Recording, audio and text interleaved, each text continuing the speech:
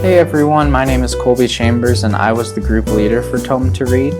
I came up with the idea for the app when I discovered how much I enjoy listening to music with books. I designed the e-reader from scratch using all of my own functions, and this was very challenging due to the limitations of Tkinter and the problem of reformatting text files into separate pages. Hi, my name is Sarah VALINE, and I was in charge of the About Us page and the home page. Hello everyone, my name is James THOMASON. I was in charge of the configuration page, the FAQ page, and the upload page. Hello, my name is Cole Dreyer, and my role in the project was to deal with settings and the settings page. Eventually I was able to overcome this simply by trial and error, along with the feedback and assistance of my team members. And by creating our own algorithm for text file formatting, we don't have to rely on something to be pre-formatted, which gives us a lot of freedom in allowing user uploads and allows the user to map their own music to their own stories.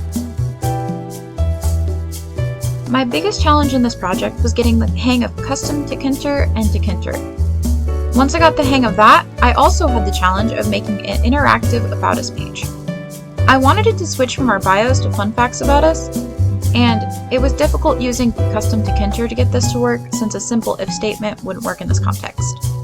So I ended up creating a whole new class/page that would come up when you click on one of our pictures and direct you to the right page. One of the main challenges that I personally had to work around was persistent data. I wanted to avoid using a database, although it would have been really nice to implement and to work around the issue of not wanting to use a database. Our mentor, Rich, mentioned saving the file paths of the user's new files that were added to the app. That led me to the implementation of the configuration and adding new story saving. I used pandas and the function toCSV and read CSV, and saved the various information that the user provided to CSV files, and they were stored locally. And upon restart of the app, it checks for those CSVs and reads them into the storage structure that we used for the app. Although I had some experience with Python GUI in the past, this was my first time using Tkinter, so this project ended up being a big challenge for me.